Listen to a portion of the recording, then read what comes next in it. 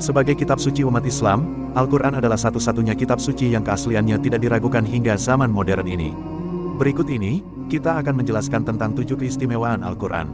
Tapi sebelum lanjut ke pembahasan, mari dukung channel ini dengan menekan tombol like, subscribe, dan bagikan ke lebih banyak orang, agar apa yang disampaikan dalam video ini bisa bermanfaat. Dan jangan lupa, tonton video ini sampai selesai, agar tidak gagal paham. Al-Quran adalah satu-satunya kitab di dunia yang sempurna, dan terpelihara keasliannya, karena Allah sendirilah yang memeliharanya, sebagaimana firman-Nya dalam surah Al-Hijr ayat 9. Sesungguhnya kamilah yang menurunkan Al-Quran, dan sesungguhnya kami benar-benar memeliharanya. Allah Subhanahu wa Ta'ala pernah menantang kaum kafir Quraisy untuk membuat kitab seperti Al-Quran. Tantangan ini tercantum dalam surah At-Tur ayat 33-34. Ataukah mereka mengatakan, dia Muhammad, membuat-buatnya. Sebenarnya mereka tidak beriman, maka hendaklah mereka mendatangkan kalimat yang semisal Al-Quran itu, jika mereka orang-orang yang benar.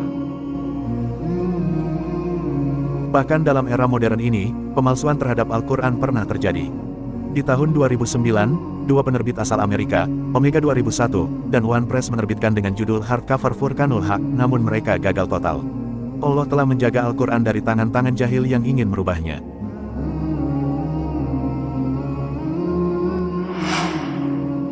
Al-Quran adalah satu-satunya kitab suci yang dihafalkan banyak manusia. Al-Quran yang jumlah halamannya mencapai 600 halaman, mampu dihafal dengan tepat dan akurat, sampai huruf per huruf bahkan panjang pendeknya. Al-Quran bisa dihafalkan oleh orang yang tidak mampu berbahasa Arab sekalipun, dan ini adalah sesuatu yang tidak mungkin terjadi pada kitab-kitab lainnya.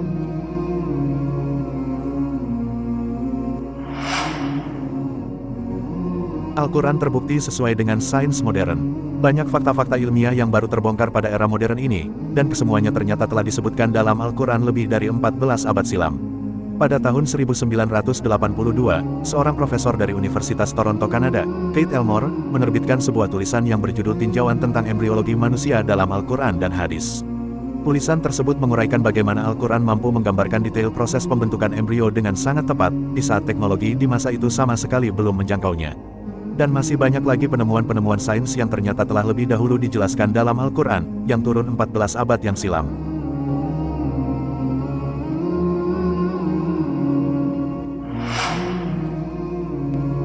Al-Quran diturunkan di tanah Arab, yang pada saat itu sangat menghargai sastra. Al-Quran turun dengan gaya bahasa yang tinggi, dan tidak mampu ditandingi siapapun. Dalam kitab Ibnu Katsir juz 4 halaman 443, beliau mengatakan bahwa Al-Walid bin Mughirah, salah seorang tokoh pembesar Quraisy berkata, "Demi Allah, ini bukanlah syair dan bukan sihir serta bukan pula igawan orang gila, dan sesungguhnya ia adalah kalamullah yang memiliki kemanisan dan keindahan.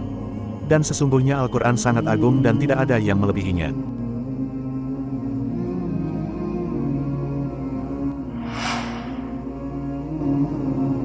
Dalam surah Al-Isra ayat 82, Allah berfirman, "Dan kami turunkan dari Al-Quran, suatu yang menjadi penawar, dan rahmat bagi orang-orang yang beriman." Allah menurunkan Al-Quran, juga sebagai obat untuk penyakit fisik maupun non-fisik. Al-Imam Bukhari dalam sahihnya meriwayatkan, dari hadits Abu Sa'id Al-Khudri, beliau berkata, sekelompok sahabat Nabi berangkat dalam suatu perjalanan yang mereka tempuh. Singgahlah mereka di sebuah kampung Arab. Mereka pun meminta agar dijamu sebagai tamu, namun penduduk kampung tersebut enggan menjamu mereka. Selang beberapa waktu kemudian, pemimpin kampung tersebut terkena sengatan kalajengking. Penduduk kampung tersebut pun berusaha mencari segala upaya penyembuhan, namun sedikit pun tak membuahkan hasil. Sebagian mereka ada yang berkata, kalau sekiranya kalian mendatangi sekelompok orang itu, yaitu para sahabat, mungkin sebagian mereka ada yang memiliki sesuatu. Mereka pun mendatanginya, lalu berkata, "Wahai rombongan, sesungguhnya pemimpin kami tersengat kalajengking. Kami telah mengupayakan segala hal, namun tidak membuahkan hasil. Apakah salah seorang di antara kalian memiliki sesuatu?" Sebagian sahabat menjawab, "Iya. Demi Allah, aku bisa meruqyah. Namun demi Allah, kami telah meminta jamuan kepada kalian namun kalian tidak menjamu kami. Maka aku tidak akan meruqyah untuk kalian hingga kalian memberikan upah kepada kami." Mereka pun setuju untuk memberi upah berupa 3 ekor kambing. Maka salah seorang sahabat pun meludahinya, dan membacakan atas pemimpin kaum itu surah Al-Fatihah. Pemimpin kampung tersebut pun merasa terlepas dari ikatan, lalu dia berjalan tanpa ada gangguan lagi. Mereka lalu memberikan upah sebagaimana telah disepakati. Sebagian sahabat berkata, "Bagilah." Sedangkan yang meruqyah berkata, "Jangan kalian lakukan hingga kita menghadap Rasulullah, lalu kita menceritakan kepadanya apa yang telah terjadi." kemudian menunggu apa yang beliau perintahkan kepada kita. Mereka pun menghadap Rasulullah kemudian melaporkan hal tersebut. Maka beliau bersabda, tahu dari mana kalian bahwa Al-Fatihah memang ayat ruqyah? Lalu beliau berkata, kalian telah benar. Bagilah upahnya, dan berilah untukku bagian bersama kalian, sambil beliau tertawa.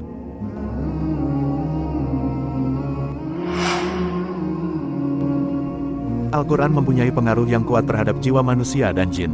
Banyak kisah di masa lalu maupun di masa kini yang telah membuktikan kuatnya pengaruh Al-Quran pada jiwa manusia. Pada suatu hari di bulan Ramadan, Rasulullah mendatangi Masjidil Haram, di mana saat itu kaum muslimin dan musyrikin sedang berkumpul di sana. Secara tiba-tiba, Rasulullah membacakan surat An-Najm, semuanya mendengarkan dengan seksama, dan ketika sampai pada ayat 62, semua yang hadir di situ serentak bersujud pada Allah. Tidak ada satupun yang mampu menahan dirinya untuk tidak bersujud. Kisah masuk Islamnya Umar bin Khattab juga dimulai dari sentuhan Al-Quran ke dalam jiwanya. Sebagaimana dikisahkan bahwa pada suatu malam, Umar bin Khattab bersembunyi di balik tirai Ka'bah, dan mendengarkan Rasulullah membaca surat Al-Haqqah, dan mulai malam itulah benih Islam mulai tertanam dalam dadanya. Benih ini semakin tumbuh subur ketika ia membaca surat Toha di kediaman adik perempuannya. Begitu juga kisah Utbah bin Rabi'ah yang diutus kaumnya untuk meminta Rasulullah menghentikan dakwahnya. Ketika dia berjumpa dengan Rasulullah dan kemudian dibacakan surat Al-Fussilat ayat 1-5, maka tersentuhlah jiwanya, dan ketika kembali ke kaumnya, dia berkata, aku telah mendengar suatu perkataan, yang demi Allah belum pernah sama sekali aku dengar semisalnya. Demi Allah, ia bukan syair, bukan sihir dan bukan pula tenung. Wahai kaum Quraisy, patuhilah aku, serahkan urusan ini kepadaku, serta biarkanlah orang ini melakukan apa yang dia lakukan.